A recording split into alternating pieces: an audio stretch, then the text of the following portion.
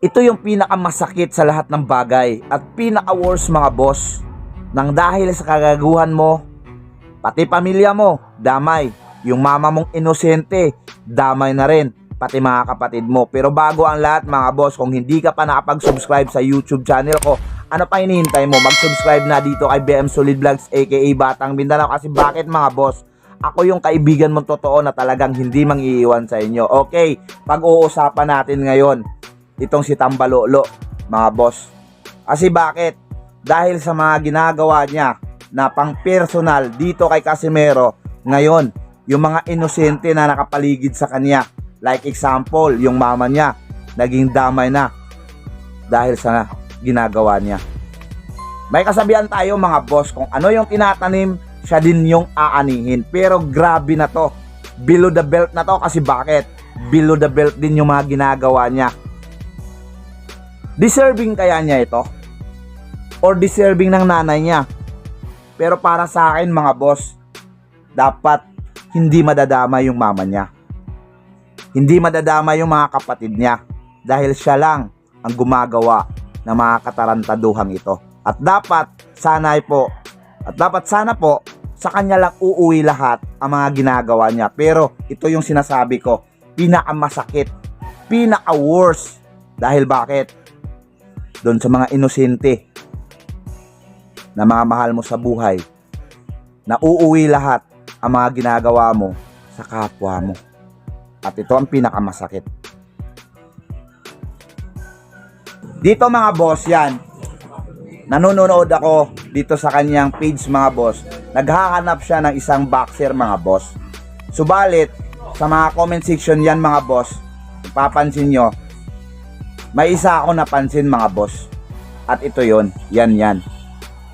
Itong si Silver Boys, okay lang to, sinabi niya, may sakit na tulo. Walang problema dito mga boss.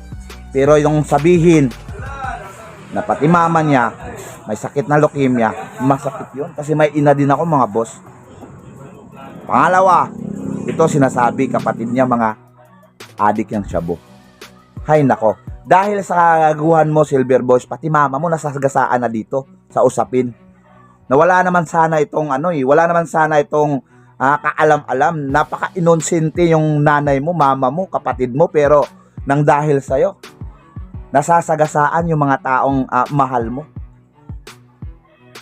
Kailan ka ba matatauhan, Silver Boys, sa mga ginagawa mo? Ako, naaawa ako sa mama mo. Nasasagasaan na nang dahil sa kalokohan mo. Papayag ka ba niyan? Pati mama mo sinasabihan na may sakit. Tangina, okay lang kung ikaw lang yun, ako lang yun. Kasi bakit? Sanay ka na dito eh. Makapal na yung mukha mo. Pero yung mama mo na inosente, putang ina, napakasakit nun. Diba? Ikaw mga boss, ikaw na nanonood ngayon, tama ba ako? Mali ba ako? Paki-comment sa ilalim at pag-uusapan natin yan.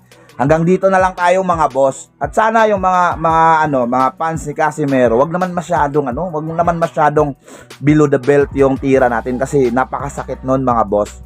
Kasi lahat tayo, nagdaan tayo sa pagiging anak na mayroon tayong ina at ama. Yung mga tao na walang kamalay-malay, yung mga taong inosente sa usapin mga boss, sana wag na nating idama yon. Dito, klarong-klaro mga boss, kung ano yung tinatanim, siya yung inaani. Subalit, mali yung taong umani sa lahat ng kagagawa ni Silver Boys, kundi yung mga tao na nagmamahal sa kanya at minamahal niya katulad ng kanyang ina. Kailan ka ba matatauhan nito, Silver Boys? Pati mama mo damay na sa kalukuhan mo.